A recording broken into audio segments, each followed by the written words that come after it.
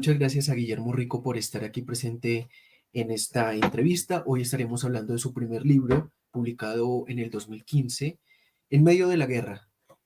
Un libro que compendia 13 crónicas sobre el conflicto armado en este país, en Colombia, y cómo, pues bueno, las Fuerzas Armadas han estado inmiscuidas en todo este asunto en contra de la población. Bienvenido, don Guillermo, mucho gusto.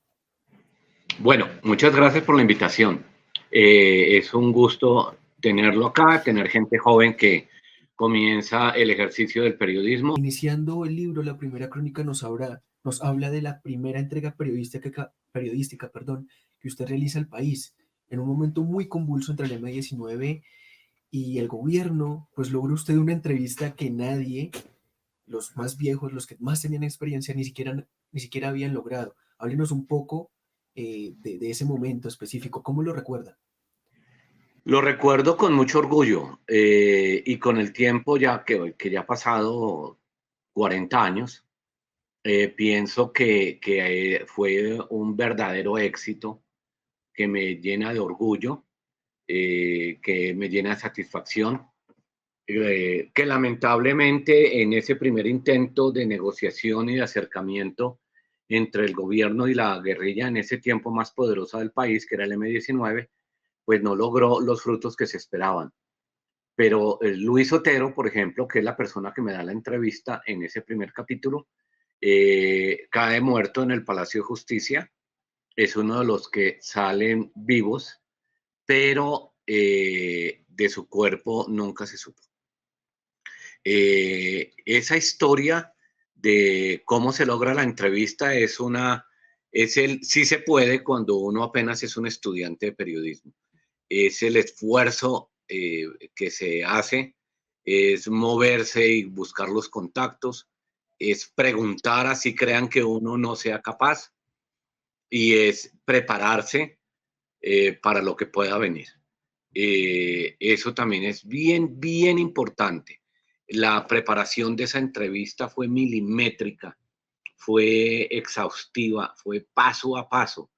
Así que cuando lo tuve al frente, pese a la cara de berrinche, como yo lo describo, pese a que se burlaron de mí, pues en una sana burla, el entrevistado y el grupo que estaba, las personas que estaban en ese momento, porque consideraban que yo era demasiado joven para ser periodista.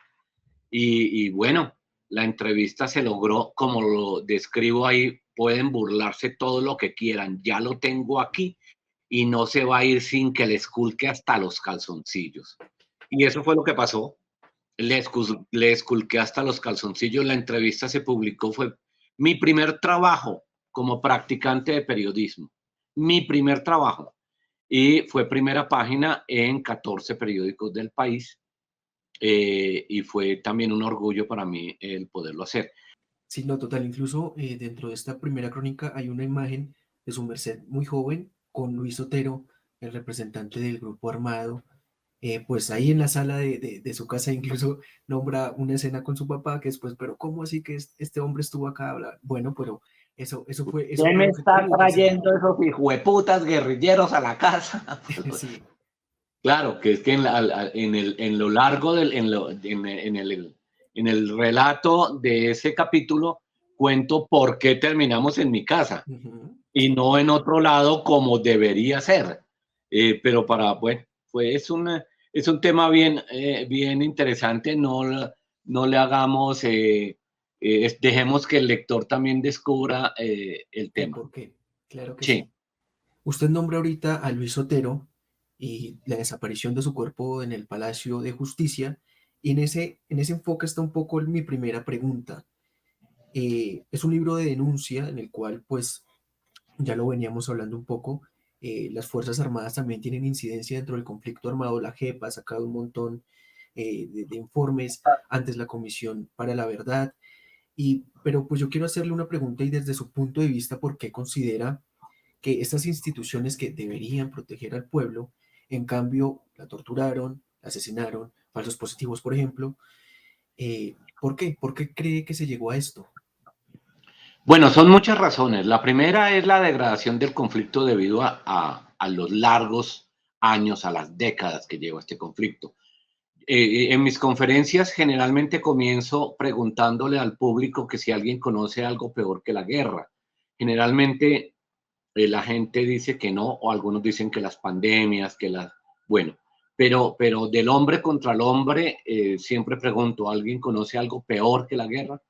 Y yo le respondo, las guerras largas. Cuando las guerras son largas, la degradación humana es impresionante. O sea, ya no se trata de derrotar al enemigo, sino de dejarlo en unos niveles de degradación, de venganza, como dirían algunas comunidades indígenas especialmente, o de esas medio místicas, hay que matarlo 7 veces porque el alma dura viva mucho tiempo, entonces hay que matarle el alma también. Por ejemplo, esa es una de las teorías. La otra teoría es la napoleónica, que había que derrotar al enemigo con tal sedicia que los sobrevivientes se sintieran realmente impotentes. Por eso Napoleón golpeaba tan duro a las mujeres embarazadas, a los niños y a los ancianos, ¿sí? Porque de esa forma se degrada tanto el conflicto que la gente termina diciendo, uy, yo no quiero saber más de esta guerra, yo me rindo ya y que hagan conmigo lo que quieran, pero no más. Ese es uno de los motivos. El otro motivo, que es el más doloroso, el que nos atañe a los colombianos, es, los que acabo de mencionar son los motivos a nivel universal, de la humanidad contra la humanidad. Pero el colombiano es porque las fuerzas militares, en el momento en que los muchachos entran a prestar el servicio militar obligatorio o por carrera, los primeros conocimientos, mal llamados conocimientos, que les aplican son las teorías del enemigo interno y de la defensa de la democracia. Y en ese tema del enemigo interno, entonces se considera que cualquier opositor, ya sea intelectual o no, es un enemigo, no es un opositor, sino un enemigo. Y se le da el trato de enemigo. ¿Y cuál es ese trato? Pues los peores vejámenes, la peor violencia, ¿sí? Entonces a los estudiantes se ven como enemigos, a los sindicalistas se ven como enemigos, a los obreros, a los campesinos cuando salen a reclamar sus derechos se ven como enemigos, no como ciudadanos que reclaman sus derechos para la construcción de un mejor país, sino los enemigos del país. Entre esta respuesta que usted me da y una siguiente pregunta que tenía, era precisamente eso, porque es que uno leyendo, bueno, si uno lee en general sobre guerra va a llegar a esta conclusión, pero pues en especial en este libro, una de las conclusiones a las que uno llega es que parece no haber compasión y es precisamente pues por eso que su merced me dice, lo que les enseñan es acabar con el enemigo de manera brutal, Pues es que claro que sin no una hay compasión humana. compasión.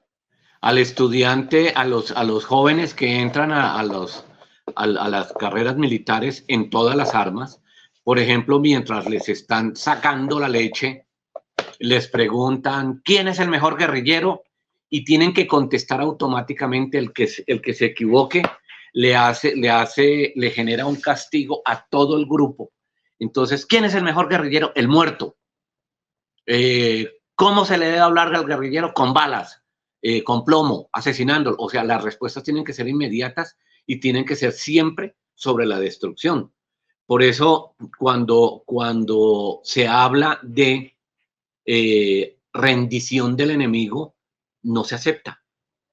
Y entonces se asesina. Se asesina cuando se rinde o se asesina cuando se traslada o se asesina cuando está en juicio o se asesina cuando está en la cárcel. Pero por eso el saboteo permanente a las negociaciones de paz, a los procesos de paz que ya se lograron, como por ejemplo con las FARC, a ese lo que hizo Duque, esa forma de cercar a los que estaban construyendo trabajo agrario y trabajo comunitario, que fueron alguna vez insurgentes, y el asesinato de esos seres, para que de esa forma no tengan otra alternativa que volver al monte, ¿sí? Porque así se mantiene el temor de la guerra, así te cambian el temor de la guerra por la seguridad. Sí, y justamente también por esta misma línea, entonces, usted nombra en dos crónicas, dos momentos específicos en los que su vida ha estado en peligro por parte del ejército o de las Fuerzas Armadas en general. ¿Nos podría comentar alguna tercera parte de las dos que han comentado en el libro que recuerde? Pues que recuerde, uno nunca olvida eso. No, el 29 de julio del 2001 me acabaron el carro a bala. Yo pude manejar muy rápido y sobreviví, pero fueron momentos muy difíciles. Es decir, por su profesión, le hacen un atentado. Sí, claro. Yo era Acá en muy Bogotá. amigo de Jaime Garzón, salíamos mucho, viajábamos mucho. Yo tengo una versión bien especial sobre el asesinato de Jaime, que la encuentran en el segundo capítulo de mi segundo libro. Nunca se olvida el allanamiento, por ejemplo, que fui víctima cuando llegué de recoger el material con el que después hice el libro Hidroituango.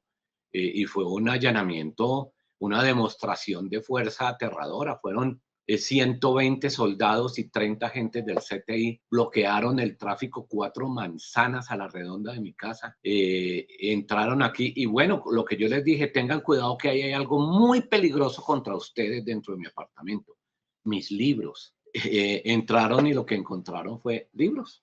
Sí, pues son las Uf, barbaridades que uno tiene que vivir. Después, cuando le exigí a la fiscalía que me explicara por qué el allanamiento, la fiscal delegada a Bogotá, demostrando su total desconocimiento de las leyes, de la Constitución y los derechos humanos y civiles de todos los colombianos, dijo que es que todos los colombianos, me respondió así, teníamos que estar listos y dispuestos a dejarnos allanar cuando se diera el momento.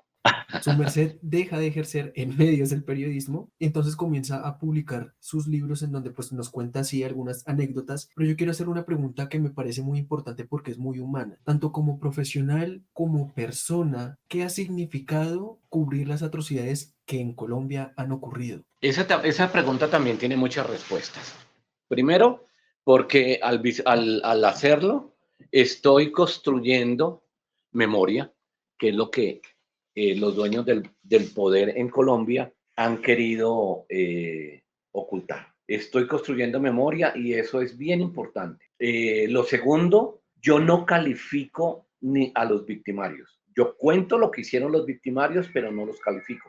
¿Por qué? Porque yo no soy un juez, uno. Dos, porque de lo que se trata es hacer pedagogía para que la gente entienda la obligación que tenemos como seres humanos de construir un país en paz. Y tres, porque al hacerlo también estoy, y es lo más importante, reconstruyendo la dignidad de las víctimas a los que pocas veces les publicaron y pocas veces les reconocieron todos los atropellos a los que fueron, a lo que tuvieron que vivir. Y también porque ejercer el periodismo en Colombia se convierte en, usted lo decía, en una obra titánica teniendo en cuenta que asesinan, amenazan e intentan callar todo el tiempo, aún ocurre en la actualidad, los diferentes, bueno, las diferentes partes del conflicto, hablemos de todos en general.